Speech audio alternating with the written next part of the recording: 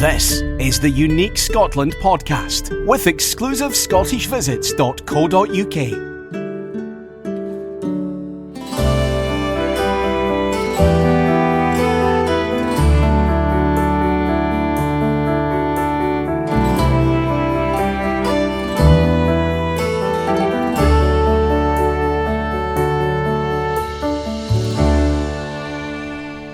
Hello, this is John Harbour, and welcome to Unique Scotland, the podcast from my website, exclusivescottishvisits.co.uk. I'm speaking to you from my office in my hometown of Helensburgh today, and it's a dry but cloudy day with the sun just peeking through every so often. The temperature is about 12 degrees Celsius or 56 degrees Fahrenheit. I like to keep you up to date with the weather here because it fascinates me where you are listening from and what weather you may be experiencing at the moment. For example, I see New York is at 24 degrees or 75 degrees Celsius, which is pretty warm for this time of year. Beijing is 14 degrees, and that's still on my phone weather app because I visited China a couple of years ago. But today we are all in Inverness, and I'm going to give you a tour of the town. My last podcast, Introduction to Inverness, gave you a look at where the city sits on the River Ness, some history and some of the places that I visit when I'm in town. I'm now going to take you on a walking tour and tell you about some of the more prominent features and buildings within and around the town. In this Inverness Part 2, I'll be taking you around the recently refurbished townhouse, the old toll booth tower dating from the 18th century, which I'm sure is leaning slightly at an angle, and also show you the oldest house in Inverness, Abertaft, and that was built in 1593, and perhaps look at what Inverness would have looked like in the 1600s. I do hope that you enjoy these virtual journeys, as I love to share Scotland with you, and hopefully this will whet your appetite to come and visit this fine country. You can also visit my website, www.exclusivescottishvisits.co.uk, to hear more of my tours and see some wonderful photos and videos I've taken associated with all my own journeys around Scotland. Well, whatever way you intend to see Scotland, either virtually or by visiting, then I hope that by listening to this podcast and viewing my monthly video podcast, you get a feel for what this magical land of the Scots has to offer. So, I would now like you to relax, wherever you are, and thoroughly enjoy the second part of your Unique Scotland tour from Inverness to the Gairloch, and back again. So, take time out for the next 30 minutes or so to enjoy a wee look at Scotland through a Scotsman's eye.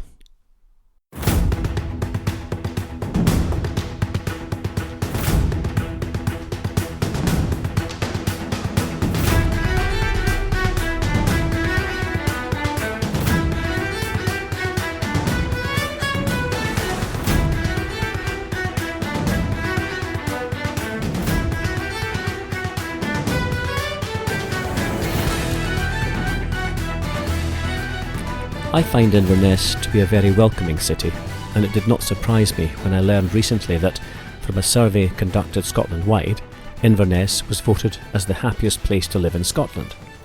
I'm not sure what the criteria were, but I find the city very comfortable, friendly and safe when I visit, which is quite often. Well, we've just left the hotel we stayed last night, the Glenmore, and take a walk along the banks of the River Ness in a northerly direction towards the town. After 500 yards, we pass a lovely church building, which is the Highland Ness United Free Church, and a short distance later we come across three beautiful statues of ladies in the centre of a grassed-off area with a metal rail around the perimeter. These statues represent the three graces: faith, hope and charity. They were originally on a building on the corner of the High Street and Castle Street, which we will come to shortly, but it was demolished in the 1950s. They have been hidden away for years, but thankfully found once more and brought into the light. So here we find these lovely large statues in a prominent place to be enjoyed by all. We continue on along the river bank, and before we turn right up to the High Street, we look up to our right on top of a steep bank where we can see the 19th century castle sitting high and proud overlooking the River Ness. Continuing on and turning into the High Street, we find a relatively modern shopping street with tourist shops, restaurants and bars to welcome the passing tourist. Further up the High Street, there's a pedestrian precinct with more shops and bars. It's not a large precinct, and like many towns and cities in Scotland, supermarkets have taken their place on the outskirts of the town, and, sadly, they have taken much of the trade. But the focus for our walk is a prominent tower with a spire that appears as soon as we turn the corner. And that's not surprising because it's lodged between more modern buildings on both sides and comes in at 147 feet high, or 45 metres. And the more I look at it, it does appear to be leaning slightly outwards. Or is that just me? By the way, I've posted photographs of the tower and other prominent Inverness features on my website beside this edition of the podcast.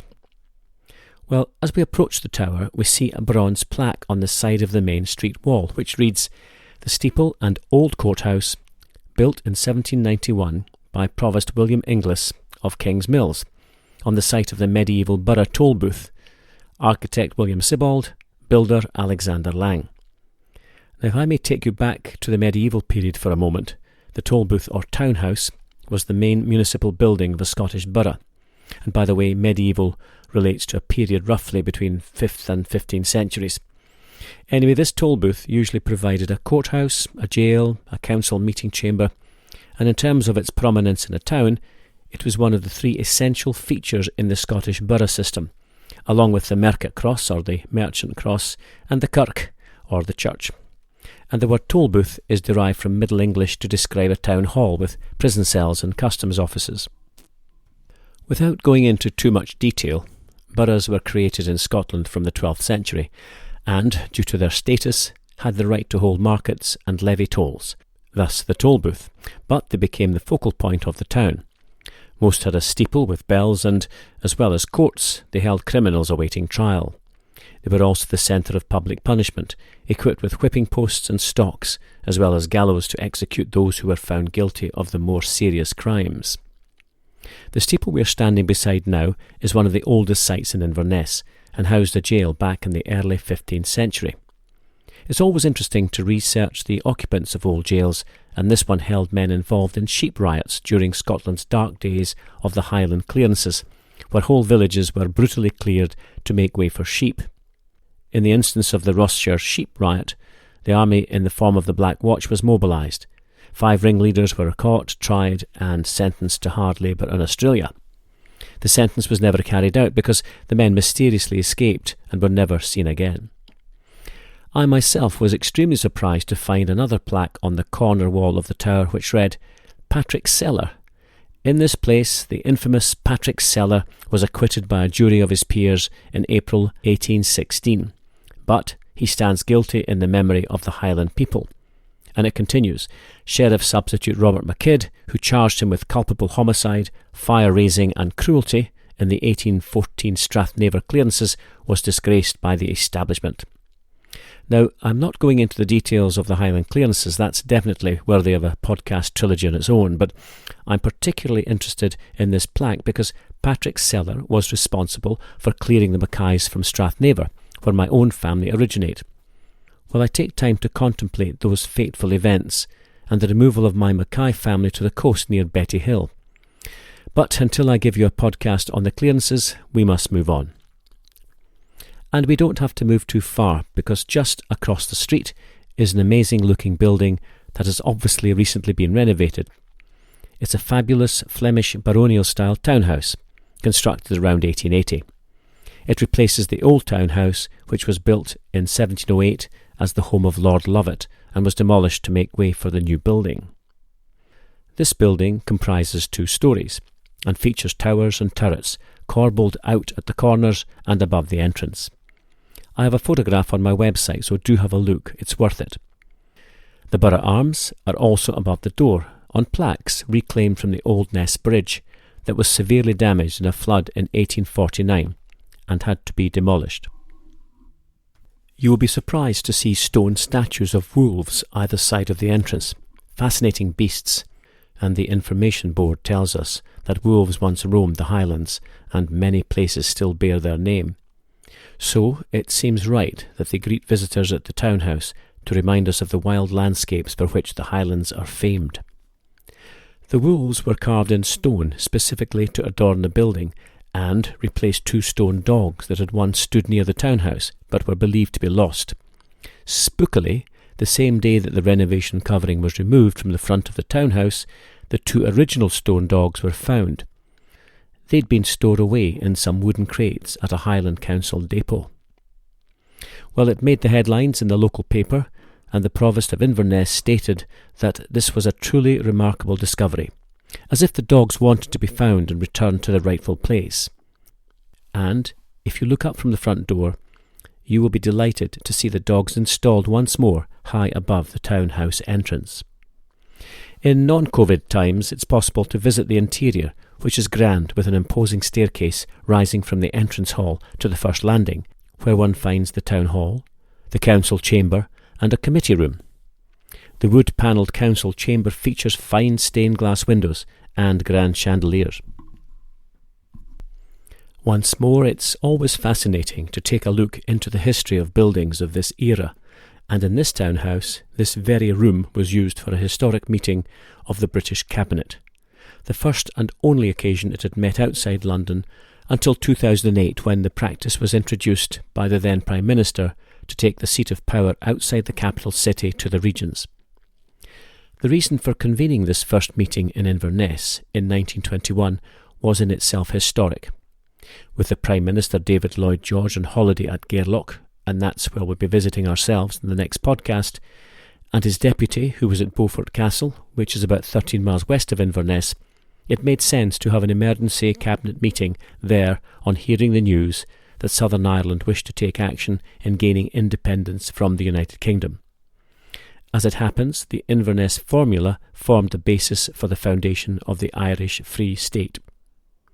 The townhouse today is used for meetings, civic functions, concerts, and even marriages, while the town council now meet in another building not too far away.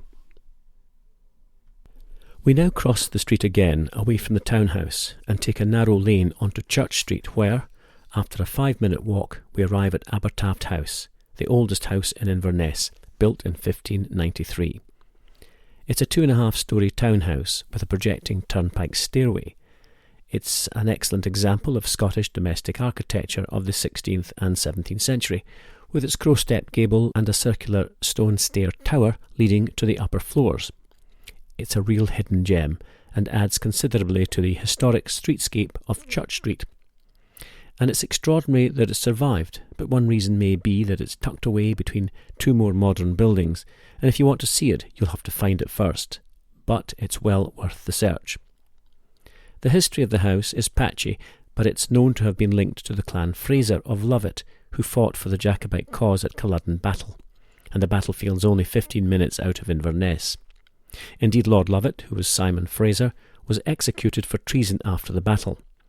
As I've intimated before, I'll be covering the Jacobite era and the Battle of Culloden in future podcasts, but this was the last hand-to-hand battle fought on British soil, which saw the Jacobite army, led by Bonnie Prince Charlie, completely routed by the British army, led by the Duke of Cumberland. All the senior Jacobite officers after Culloden were either executed or exiled for what was seen to be treason for taking up arms against the King and the Parliament of Great Britain. The house was actually bought by Simon Fraser's younger son, and on his death it was inherited by his illegitimate grandson, Archibald Thomas Frederick Fraser. It's believed to have been bought by the Commercial Bank in the mid-1800s, and that's the bank that would go on to become the Royal Bank of Scotland. Thankfully, in 1963, the house came into the care of the National Trust for Scotland, who carried out extensive work to bring it back to a habitable standard. It's well worth a visit, where you'll find a small exhibition space exploring Inverness in the 1600s, and also tells the story of the town through the Covenanting period and what it must have been like for the people living there. And very briefly regarding the Covenanting period, the Covenanters were those people in Scotland who signed a national covenant to confirm their opposition to interference by the Stuart kings in their right to follow the Presbyterian religion. Now, it has to be understood that the Catholic Stuart kings truly believed in the divine right of the monarch. They believed they were put on this earth by God himself to rule absolutely. And they also believed that they were the spiritual heads of the Church of Scotland. Now, to the Scots Presbyterians, no man, not even a king, could be spiritual head of their church. Only Jesus Christ could be the spiritual head, and, as John Knox had taught them, They did not need an intermediary to talk to God, be it a bishop, a cardinal, or even a king. They could talk to God themselves by prayer. And now this was a very powerful belief that had already fueled the Reformation in 1560, and this now became the nub of the entire covenanting struggle. When King Charles I introduced the Book of Common Prayer to Scotland in 1637, there was fury and resentment, and a covenant of and for the people of Scotland was signed by thousands. Of course, this was treason, and for the next 50 years there was the outing of Presbyterian ministers, persecution of anyone not respecting the New Bible, considerable suffering, torture, persecution, imprisonment, executions, and transportation to the colonies. In a word, a miserable time for all. Now, you might have thought that the Stuart kings would have remembered their history and realised that this idea, especially in Presbyterian Scotland, was just not going to fly. But no, belief in the divine right must have been so strong in their minds.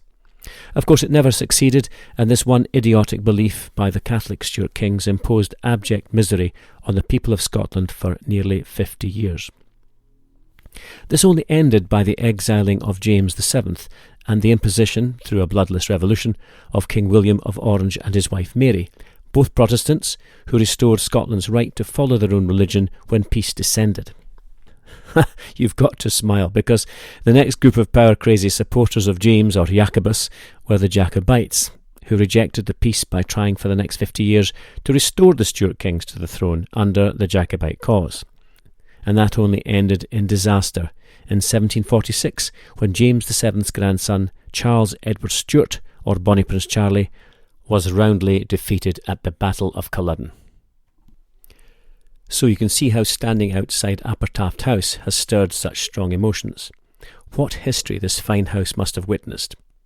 Well, I hope you don't mind me having digressed slightly just for a moment, and after one last look at this handsome 16th century house, we move on down Church Street to find an even older building, the Old High Church.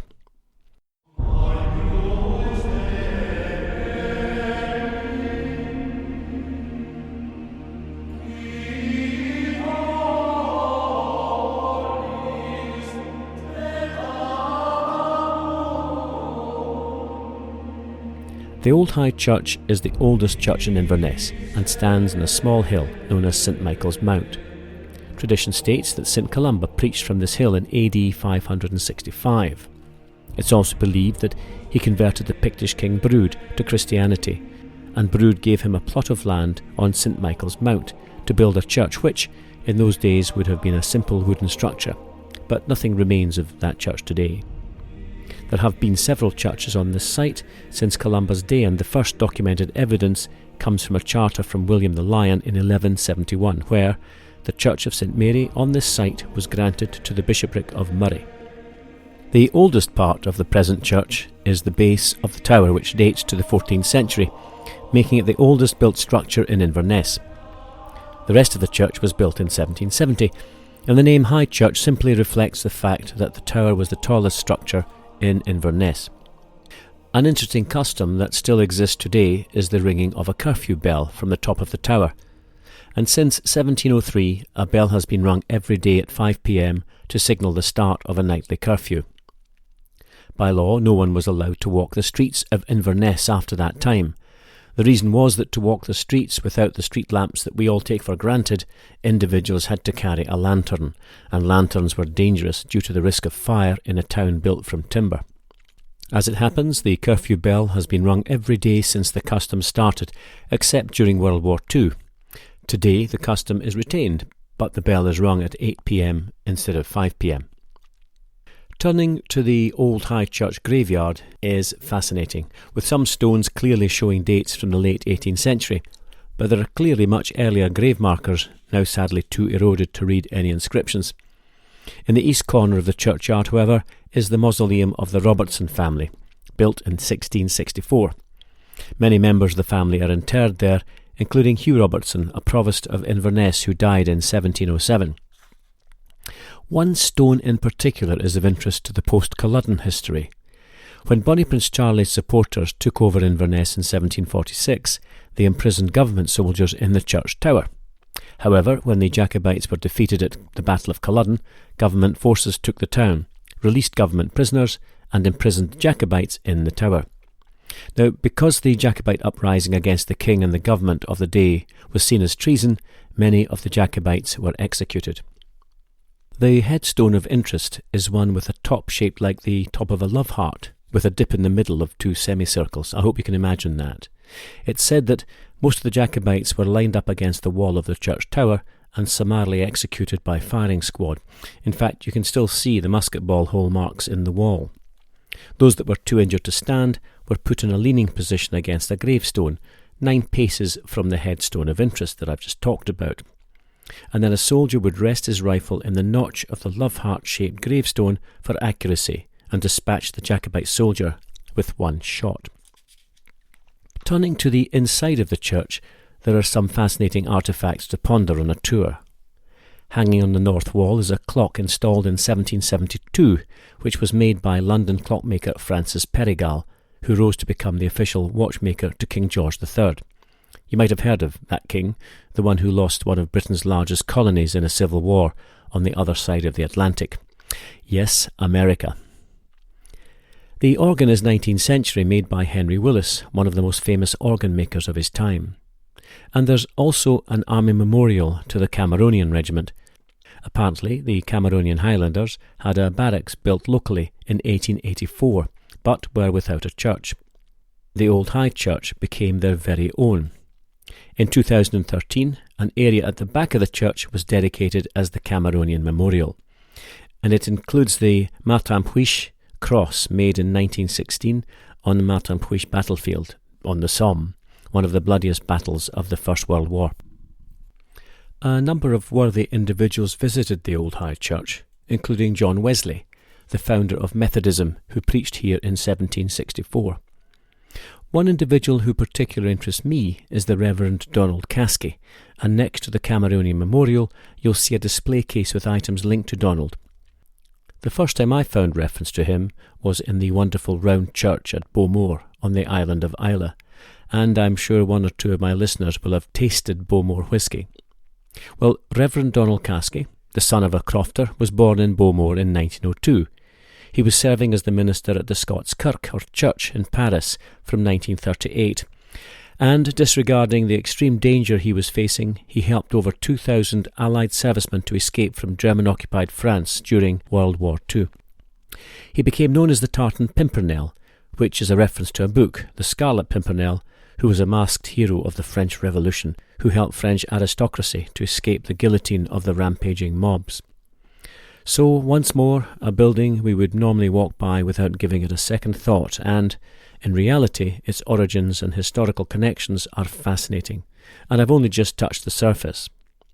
Well, as we leave the church with troubled thoughts of the ghosts that lurk within, it's consoling to walk south from the church for a few minutes to find the comforting sound of the River Ness flowing quickly by. It's also comforting to walk onto the Greg Street suspension bridge and retrieve some sense of the present after a morning of living in the past. The Greg Street Bridge is a metal suspension footbridge built in 1880 at a foundry not far from the Old High Church. It has 2 side spans of 67 feet and a central span of 200 feet, and you can actually feel it swaying as you cross, and it has been known for young Invernessians to walk onto the bridge and jump up and down in unison to produce a sort of sine wave. Great fun for these young rascals, but terrifying if you're on the bridge. Well, I'm delighted to say that no young bucks are around today, so we crossed the bridge, and with the soothing river running below, it's restful to look upriver at Inverness and take in the view of the church spires and castle on one side and the Episcopalian cathedral towers on the other. Well, our short tour of some of Inverness's historical buildings is now at an end, and it's time to retire before a scrumptious dinner at the Rockpool restaurant this evening. In the next podcast, we will be continuing our Inverness to Gairloch tour and be heading up towards Ullapool, then on to the Gairloch, which is also part of the North Coast 500, and come back via Loch Marie, and I'll tell you about Queen Victoria's visit to the area. Of course, I realise I've just mentioned the Episcopalian Cathedral, and if you were to go to my website, you'll see I've done a video podcast of the cathedral itself, so you can catch that on my website at www.exclusivescottishvisits.co.uk. And thank you once more to the comments from listeners and for your supportive emails. There's one that I would like to mention in particular, and that is Julie Bogard, who is in Edgewood, New Mexico. Julie listens to my podcasts on her journey to and from work. And Julie is a teacher for special needs students at the Estancia Valley Classical Academy in Edgewood, New Mexico. Can I say thank you to Julie and all special needs teachers out there who do a superb job in what can be very difficult circumstances. And thank you to you, Julie, for listening to my podcasts. I now appear on a few channels, and you'll be listening to me either directly from the website or one of the Spotify, Google, Apple, etc. under the name of Unique Scotland. You can also find me on Twitter at ESVJohn, so look me up and follow and mention our connection. I would also like to say that I've been doing some videos, and they can be found on YouTube at Exclusive Scottish Visits. The only slight problem with increasing my video footage is that it takes time, and because of that, I'm sorry to say that my podcast, my audio podcast that you're now listening to, will go from one a week to one every 2 weeks. But I will still be with you, so please continue to tune in. Well, I do hope that you've enjoyed this week's podcast as much as I've enjoyed bringing it to you. Any comments are most welcome, and drop me a line using the contact page of my website, www.exclusivescottishvisits.co.uk.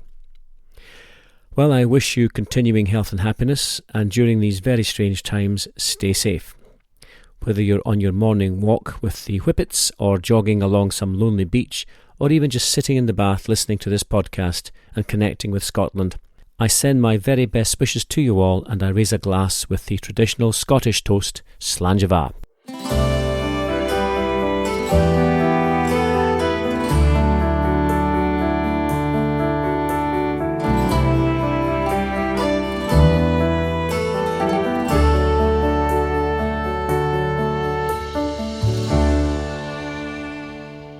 You've been listening to the Unique Scotland podcast with exclusivescottishvisits.co.uk. To receive all our episodes automatically, please subscribe now.